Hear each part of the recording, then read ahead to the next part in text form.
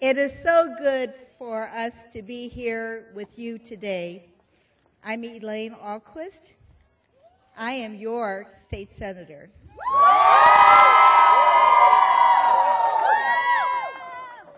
I'd like to take just a moment to thank some people. We are always grateful to people for helping us put this together. And some of the people are speakers who will be here today. We want to thank the school district. I would like to thank the Senate and the Pro Tem's office. I would like to thank my staff, both my district office staff and my Capitol staff. So whether it's muchas gracias or in Greek, it's ευχαριστώ or it's English, thank you very much. We are so pleased for all the support we have.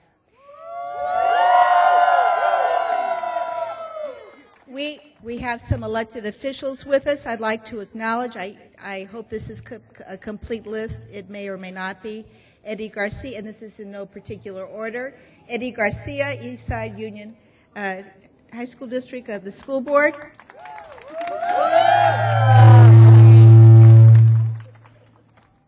I'd like to mention Father Eddie from the Interfaith Council. Linda Chen, Berryessa School Board.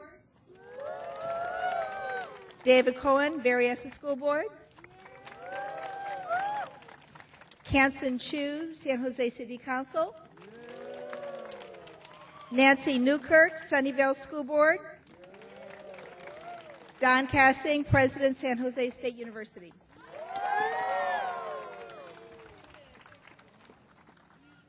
Now, I know I can't spend a whole lot of time talking. We have a lot of illustrious speakers, but there are some points that I would like to say. I say them as a former school board member. I say them as a former teacher, as a former school counselor. I say them as a parent. I say them as a yaya, which is a Greek grandmother. And I say them as a daughter of a Greek immigrant. My father, who had taverns and bars and grills in St. Louis and finished 6th grade in Greece and was a brilliant man. We are faced with a situation in California where we have a $16 billion deficit and one that is growing. We left it the year before with a $2 billion surplus. We were trying to do our job. We were trying to be conscientious. But the bottom fell out, and here we are. And to make a very long story short, unless we come up with some new sources of revenue, new revenue streams, whatever that may incur, raising taxes for a short period of time, whatever else may be before us, if we don't do something, all of our beautiful students here and in all our schools in California will not get the kind of education they need. Right now, we rank 47th out of 50th in the nation in what we spend per pupil on our children, on our teenagers, on all of our children. And that is just really terrible. There are other words that I would use as the daughter of a bartender, but I will not use those words here today with you. We do know that with the governor's proposal, and I emphasize this is the governor's proposal. I chair budgets of 3, which accounts for about 1/3 of the state budget on health, human services, labor, and veterans. And we are looking at the budget, the governor's proposal. It is his proposal.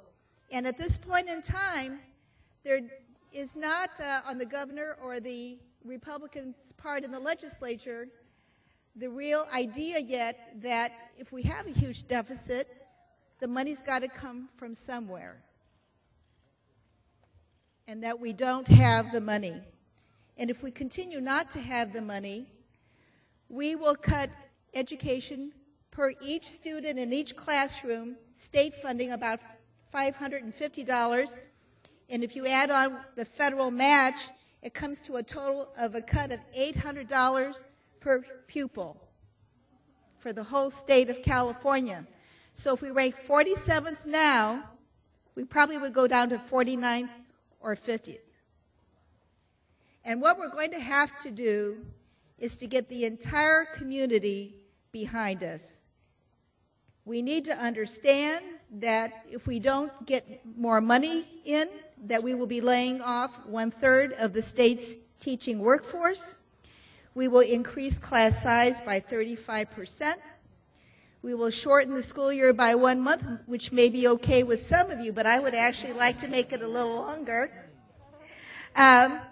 And we would have no new textbooks for 4 years.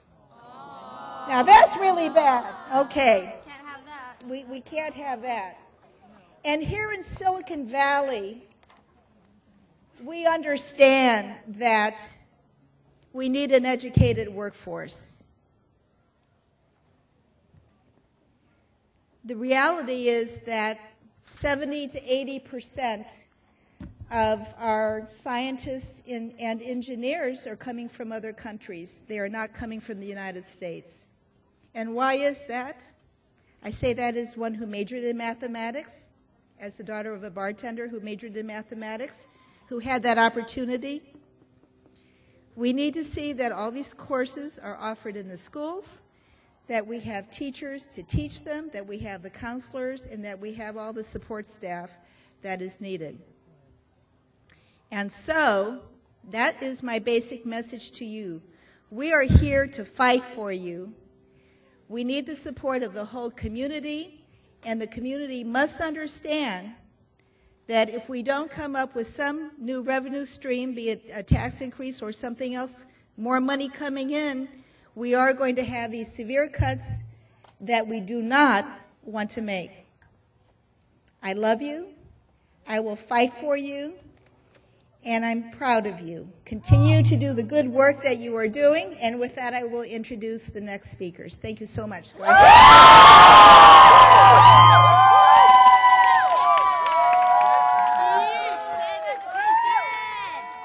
Now, first we have a parent. And I said to the parent, I said, you know, they probably will listen to the parents and the students more than the legislators.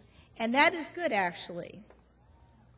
That is good, actually. We can say one thing at one level, but there are many of you who will be experiencing the actual cuts and the horrible ramifications. So we have Ms. Julie Ramirez, PTA Vice President at Linda Vista Elementary School. Please welcome her.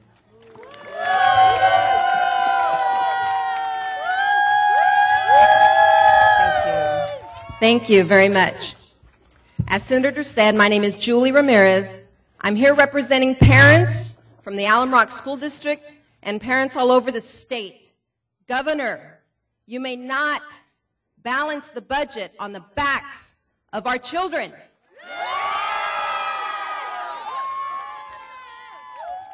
I personally, along with 12 other parents, collected nearly 8,000 signatures and took them to the Senator's office, Assemblyman Cotto's office, and also directly to you, Governor. 8,000 signatures from parents saying this is not acceptable. Our children are too precious. Our future is at stake, and we must invest in their education. I have 3 kids at Linda Vista Elementary. My kindergartner is here with me, Lucas. I have a 3rd grader and I have a 4th grader. And let me tell you what these cuts would mean to my kids at Linda Vista. There would be no GATE program for my 4th grader and 3rd grader to attend. That is for accelerated students. There would be no intervention programs for students who are at risk and are striving to succeed and meet the standards that the state has imposed on us. There would be no intervention after-school help for them. There would be no enrichment programs like field trips. Some of our staff's time would be cut from full-time to part-time. All of this is unacceptable. As a leader in our PTA, we supplement already by $20,000 a budget that our state has not provided for us. We implement programs, enrichment programs like field trips. We provide resources, and I'm talking basic resources like paper and computer ink to our teachers so that they can teach our students. It is too critical. We are missing out on too much if these cuts go through. We must stand unified. We must save our schools. We must save our students, and we must save our future. Thank you.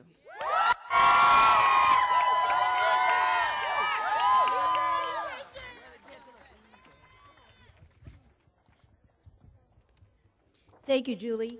Before we go to the next speaker, I would like to mention we have a representative from the governor's office. I don't have a name, but if that person wants to wave their hand, he or she is here.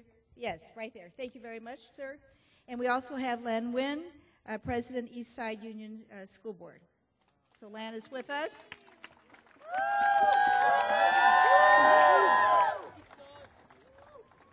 Yeah. You want to say hello? Yes. Just real briefly, if you want to say hello, that's fine. Sorry, I thought I was asking to say something. Oh, well, are you on the list?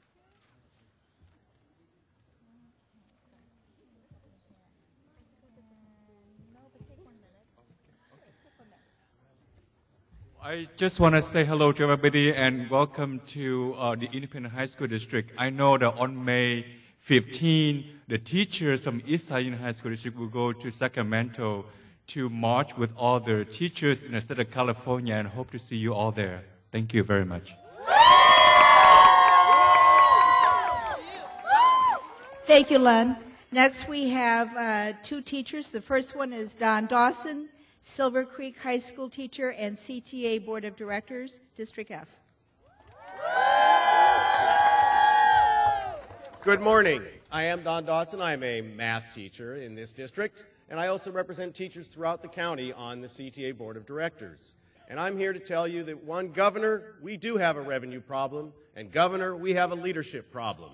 Now, that revenue problem comes from two sources. There's been money that's just been foregone, like the vehicle license fee, along with some others. There's also been increased debt that's been taken on because we've assigned a lot of bonds over the last 2 years in particular, $42 billion worth we've authorized. In the last 8 years, it amounts to $85 billion. And you know, when you take on debt, you need some more revenue to fund that. Without that, you've got a structural deficit, and that's what we've got in this state. But we've also got a leadership deficit because previous governors, when faced with such a situation, have stepped forward and said, we need more revenue. Governor Reagan, back in 1967, when faced with a deficit, came up with a proposal that added taxes that amounted to about another 16%. In today's figures, that would be way more than the deficit we're facing. But that was 40 years ago. Governor Duke Majan, when he was faced with the problem in the early 80s, likewise stepped forward and said, we need more revenues, and came up with a plan by working bipartisan with both sides of the aisle. Following that, in the early 90s, Governor Wilson, when faced with a $14 billion deficit and a $56 billion budget, said we need to have both a combination of cuts and revenues. And the predecessor, Governor Gray Davis, also did a similar thing. In fact, that's where the vehicle license fee came from.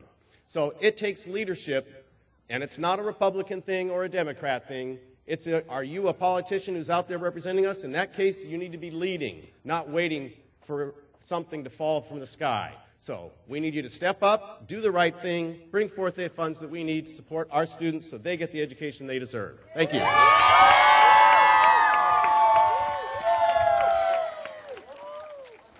Next we have Marissa Hanson, East Side Teachers Association President. Hello, I'm Marissa Hanson, the president of the East Side Teachers Association, but I am a graduate of Independence High School. That's right. I am a product of this district. As well as we all know, we need more funding for public education, not less. The amount of funding has been decreasing over and over again. It is time for us to fight. And I'm going to invite all of you to join the teachers of Santa Clara County on May 14th, Day of the Teacher. We will be all over the county fighting for you, students, and fighting for the teachers. Please join us on May 14th. Thank you.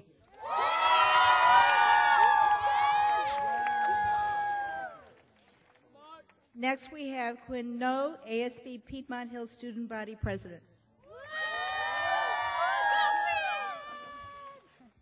Hi, my name is Quinn No. I'm the ASB President at Piedmont Hills High School. And And I think I can get a few people to agree with me here when I say that education is the basis of our livelihood as students.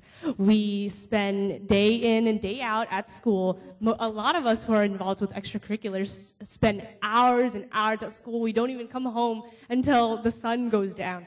And these schools that are in this district, the schools that are in this state, are all depending on the budget that is provided for us as students. And what I don't seem to understand is why at this point would we take a look at all the priorities that we have as a state and say, you know what, I think we're going to take education and put it at the bottom of the pile. Whereas education is the basis of, like I said, our livelihood. Because of that, we need to put education at the top of the priority list. Deviating a little bit from the general sense of the problem here, you know, a few weeks ago, the Western Association of Students in Schools and Colleges came to my school to do accreditation. And I was listening to what the students at my school had to say about their school. And what they said was, oh, our students, we're so passionate, we're so determined. Oh, we come together and we create events, and we always band together and come through and follow through with all our activities. However, when we talked about, oh, any criticisms, any problems with our school, a lot of them start to say things like, oh, we don't seem to have enough funding for our facilities. We don't seem to have enough funding for the materials that we need in order to progress as a student body. So what I'm trying to say to the governor here is that students, the will, determination, effort of students is not enough to keep the state of our education in a progressive state. If we continue in the path that we are in, if we continue doing budget cuts, then we are going to regress, not only as a community, not only as a district, not only as a state, but also as a society. So I urge all of us to stand up against these budget cuts because we cannot regress as a society because of budget cuts. Thank you.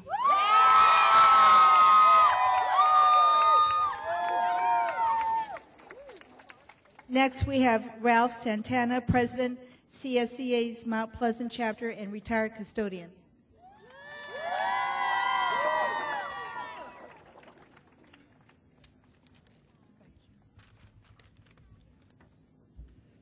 Good morning. My name is Ralph Santana. I'm the chapter president of Mount Pleasant School, or Mount Pleasant Chapter 463. I'm here to talk about the Governor Schwarzenegger's proposal to cut $4.8 billion budget cut to California schools. This means that we are going to be laying off over 173,000 bus drivers, custodians, food service workers, maintenance workers, and other educational support professionals. According to Ed Week, California has dropped from 43rd to 46th in the nation. California has most oversized classrooms and the greatest shortage of librarians, counselors, and other critical support staff. The Education Coalition on the legislative leaders to reject the governor's proposal on this education cut that he wants to give or wants to have, and uphold Prop 98. Legislators, please pass a balanced budget and make education funding and investing a priority in California's future. Anything less is unacceptable. Thank you.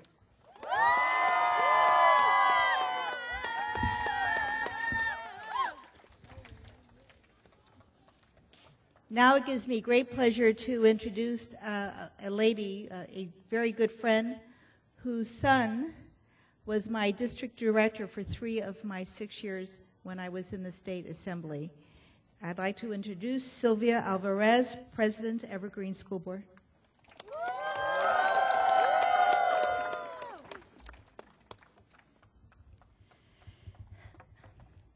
I'm here to speak in behalf of all the children in California, particularly the district that I serve as a school board member. But also before that, I was a teacher in that school district for 26 years. So I know what it's like to work under difficult situations when the budget has been cut. And we've gone through this experience many times, like has been mentioned before, where other people, other governors have stepped up to the plate and addressed those issues during difficult times. For this year, my school district had to cut $1.2 million, which meant that we had to basically eliminate our librarians, the last two that we had from previous cutbacks that we had instituted. Our site support staff had also been reduced again, which means that we have less adults working with our young people to provide them with the support that they need to get through school.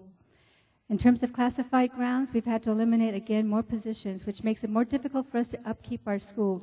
And in our district, we pride ourselves in the kinds of schools that we provide for our community, both our more affluent parts of the district as well as our areas where our Title I schools have been completely refurbished and made them brand new again. This is an unjust situation that we're facing with a governor, because I saw you on Charlie Rose last night. I could not believe that you have decided that this is what we needed to do to correct a systemic problem in California. And we're using our children to do that. That is unconscionable. I believe that what we're going to face next year, if he doesn't do something this year, we will be facing $2.7 million cuts again.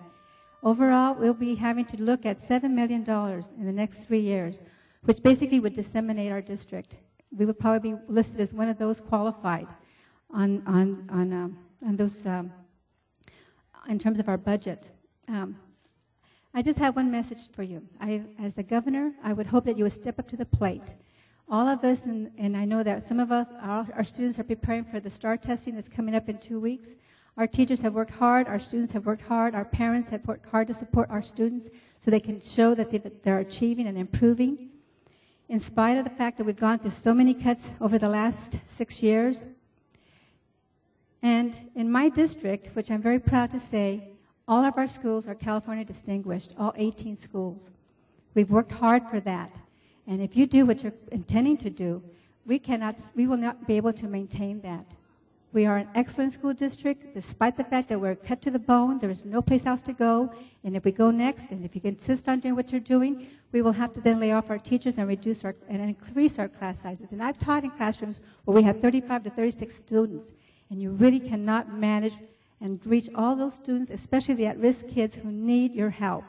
We need to maintain class size reduction because that's what I see as making the growth for all our working poor families whose children do not have the same types of resources that our other families can provide for their students. So I'm pleading with you, but I think this may resort to a march. We may have to march on Sacramento to take care of this issue. Thank you. Next, we have our host, Administrator Bob Nunez, Eastside Union High School District Superintendent. And I will be quick. First, I see that Manuel Herrera, one of our board members, also just came in. Even though this is a state problem, I don't want to lose focus that we're in the East Side.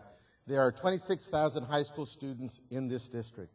And I don't believe that it's just the governor that's given up, but there's at least 6 persons in the Assembly and 2 persons in the Senate we need to convince to continue to fund education at a higher level than they have in the past. I don't want to be 43rd, 46th, 47th at funding in education. I'd like to be number 1. But right now I'd settle for number 10. What I'm asking is that we took thousands of letters that our students wrote up to the governor and delivered those letters this week. I think what we need to do now is look at those 6 in the Assembly and 2 in the Senate and convince those Republicans that it's important not just to say you support education, but actually do something. I'd like to see them sign a pledge not only to not raise taxes, which they have done, but to say that they will make education the number 1 priority in this state because these 26,000 students in this district need that support so they can go on to become the next leaders in this state. Thank you all very much.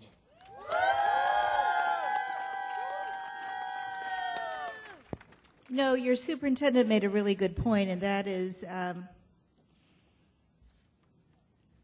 in Sacramento, it's easy enough for any legislator to say that he or she is supportive of education, because that is the biggest priority in the whole state, because that equates into opportunity for you to live the kind of life you want and to be self-sufficient, to be on your own, to provide for your family. But what it comes down to in Sacramento is you got to figure out who is just giving us lip service and saying they support education, and who's willing to have the courage to say, yeah, this is a portion in time where the students need a little more help, the teachers need a little more help, we need a little more money in the schools.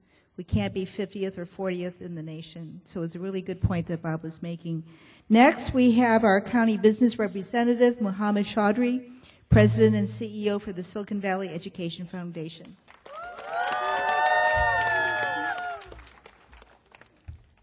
Hi, I'm Muhammad Chaudhry, the CEO of the Silicon Valley Education Foundation. Silicon Valley is a global leader for innovation, and something we pride ourselves in. It's in our DNA. The governor's budget proposal for our schools puts our leadership position in jeopardy. The economy of the future, the economy that these kids and students and adults will work in, will require highly educated folks able to bring the next technology revolution into play. It will require a workforce with a command of science, engineering, and math. Silicon Valley companies struggle to meet this need today. Imagine what will happen in 10 years from now if we don't give students our first priority. This budget hurts our students, our teachers, and ultimately it will hurt our economy. With massive teacher layoffs looming and quality education programs on the chopping blocks, this budget will cripple our schools' ability to prepare our students for the jobs of the future. The foundation that I'm with is a conduit between the business community and local classrooms. The one thing we've heard loud and clear from the business community is that we need to invest in innovation and we need to invest more in education and not less. Governor, your education budget is severely flawed. Silicon Valley students, teachers, and businesses urge you to scrap this budget and start fresh. Keep the future of our students, the future of Silicon Valley's competitive edge in mind. We challenge you to deliver a budget that will allow our schools to inspire tomorrow's innovators. We're still waiting for budget version 2.0. Thank you.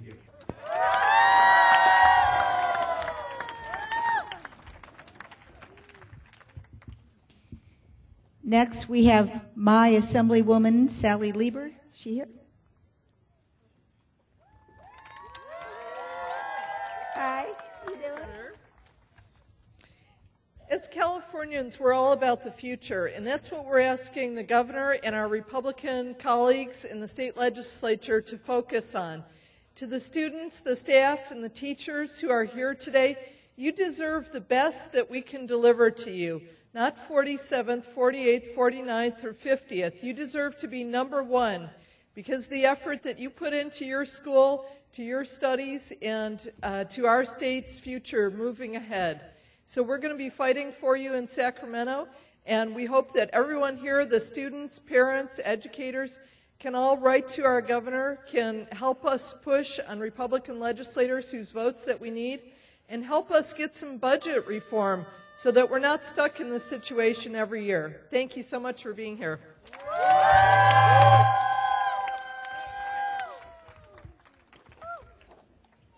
Next, we have my Assemblyman and your former Superintendent, Assemblyman Joe Cotto. Thank you very, very much. You know, I am a product of the East Side. There we go. I spent 14 years as your superintendent, trying to make sure that we had enough teachers, that we had enough counselors, that we had enough textbooks, that we would build first-class facilities, and we've tried to do, and with Superintendent Nunez, we've tried to continue that. But you know what? California is the 8th largest economy in the world. When you line up all the nations of the world in terms of economic strength, in terms of wealth, California is 8th. It is unconscionable that we would be 44th in our country in terms of education and the money that we invest in our schools. So as the previous speakers have already said, it's not a question of resources. California has the resources to fund the schools appropriately and to make sure that education is #1 priority. So when you come to Sacramento, When you come to Sacramento and they said, we have to cut teachers, what are you going to say? No. When they say, we need to cut the counselors, what are you going to say? No. When you say we have to cut education, you're going to say no. In fact, you got to say no, no, no. We need to. There we go. Let's hear it again. You have to say no, no, no. We have to invest more in our education rather than less. Listen, keep up the good work. We'll see you in Sacramento when you come up there in May, and we'll take you down to the governor's office and you can tell them, make education number one. Thank you very much.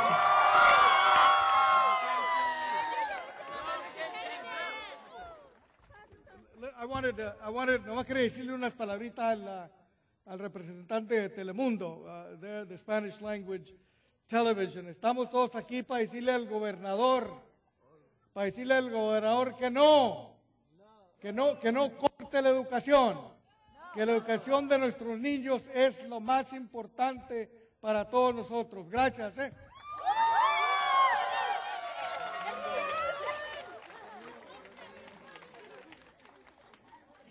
Now it is my pleasure to introduce my colleague from Los Angeles, Senator Gloria Romero.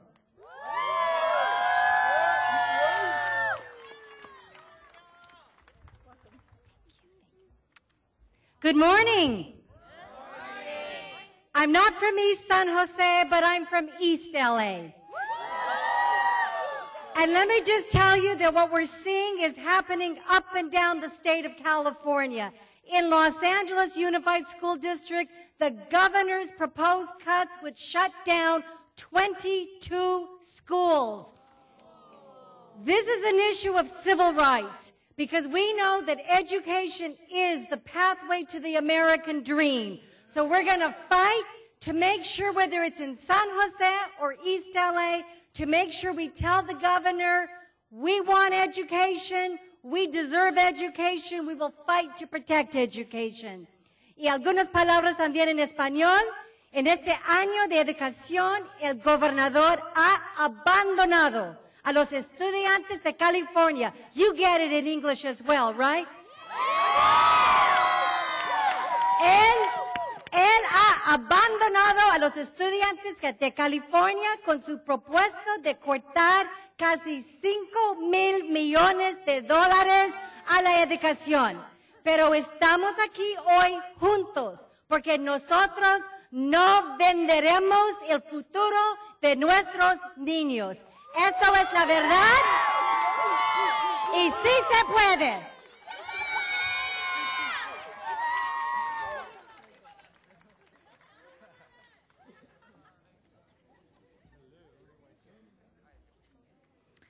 Before I introduce our last speaker, I'd like to mention that when we are through up here, I would like the speakers and the electeds to come up and we'll do a group photo. Now it is my great pleasure to introduce someone I have known for many years. He is a former school teacher. He most cares about education and also vulnerable populations, those who are disabled, those who are aged. And he has done such a terrific job for all of you and for us. It's been a pleasure for me to work with him these many years. And he is our President Pro Tem in the State Senate, Don Parada. Please give him a big hand.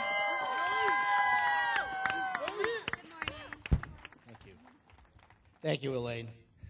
I'm the last speaker, and I'm standing between you and lunch, and I know that, so I won't be here all that long. I want to, first of all, thank everybody for coming out. I know some people think that if students get out of class, they'll do anything to get out of class. I know better than that. I know you'd much prefer to be sitting somewhere where it's cool right now. What we're faced with now in Sacramento is clearly a decision. Yogi Berra once said, when you get to the fork in the road, take it. Well, we are at the fork in the road, but we have to decide which road we are going to travel. When the governor earlier this year announced that in the State of the State that he wanted California to adopt a budget reform like they have in Arkansas, I asked myself, when is the last time I heard anybody want to be like Arkansas? I know a lot of Arkansas folks who are in California, but not too many people say, you know, when I get out of school, I want to go to Arkansas. And so I was wondering, why didn't the governor, when he came here from Austria, go to Arkansas? He came to California. And by his own proclamation, he has told us, when he was first sworn in, that California was the dream that he wanted. He came to California penniless, with ambition, and he grew to be one of the 5 most recognizable faces in the world. And if you are around this governor, you'd know one thing. He has celebrity in spades. And that's why California is fortunate to have him as the governor, because he needs to go out in California. Unfortunately, he's in New York today and at Yale talking about redistricting, which you probably never heard before, and global warming. What I want the governor to do is to come out and talk to you, and talk to parents, and talk to business leaders, and say, California is in trouble, and we need to rally to support it. And the way we do that,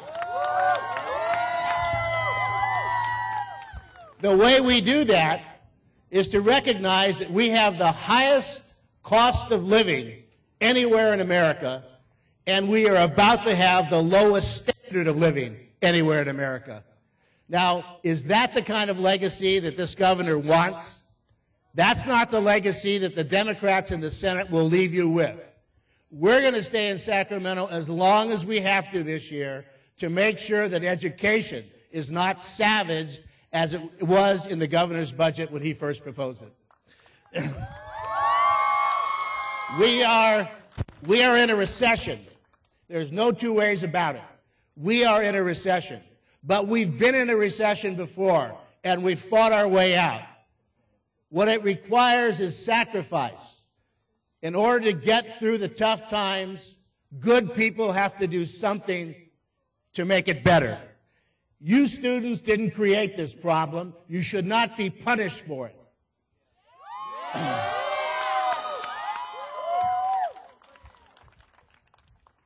The budget that we're faced with right now will set California back far beyond where any of us can imagine. And you have to ask yourself, why are we donating the lives of young Americans in Iraq to give them democracy when we're not supporting what we say is the cornerstone of democracy, education?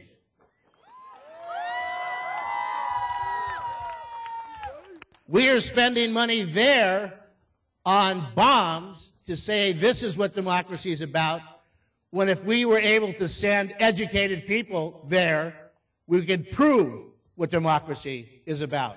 Our priorities are wrong. And although we can't solve the problem of foreign affairs in this country, California is the leader of this state, of this country. We have always set the pace, for better or for worse.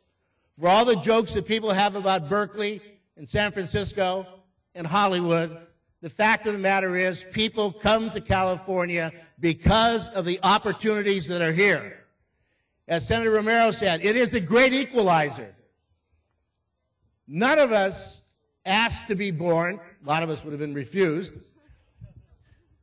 But when we once born, the equalizer is not the state of our birth, is not the birthright that we have. It's the fact that we can go, become educated, and be anything we want. That's what we have at stake here in California. We always pride ourselves on our diversity. Yet the only way diversity ever works is to educate the diversity in toto.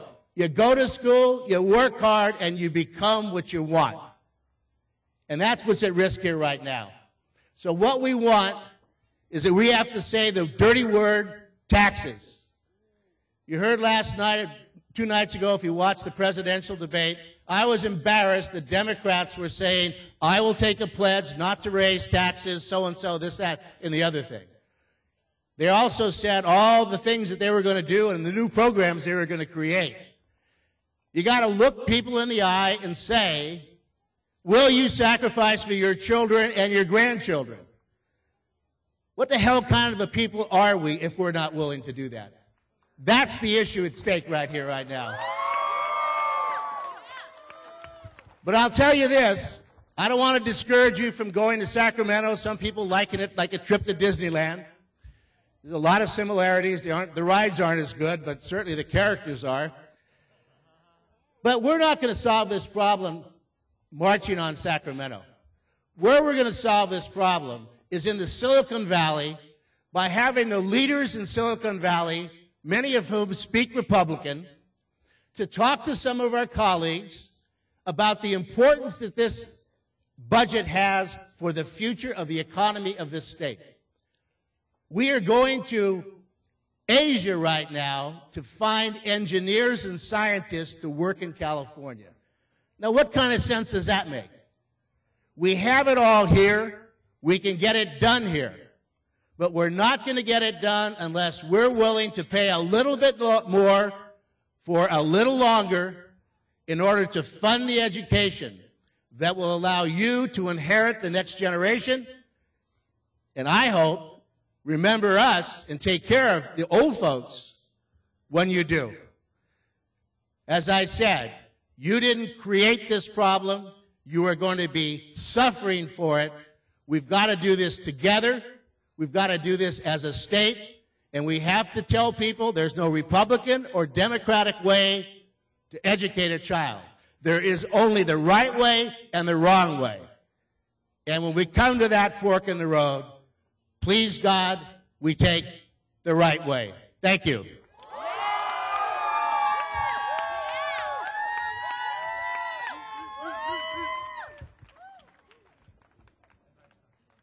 Well, you've heard from all of us. There's a common message. We think you are the most important asset we have in this country. You are students. And we need to make an investment in you.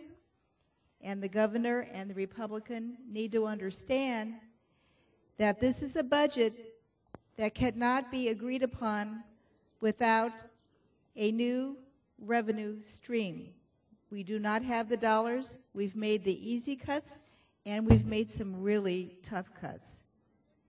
Something is going to have to happen differently, and it's going to be California waking up to understand education really is the top priority, that you really are our top priority. So I want to really thank all of the students, all of you.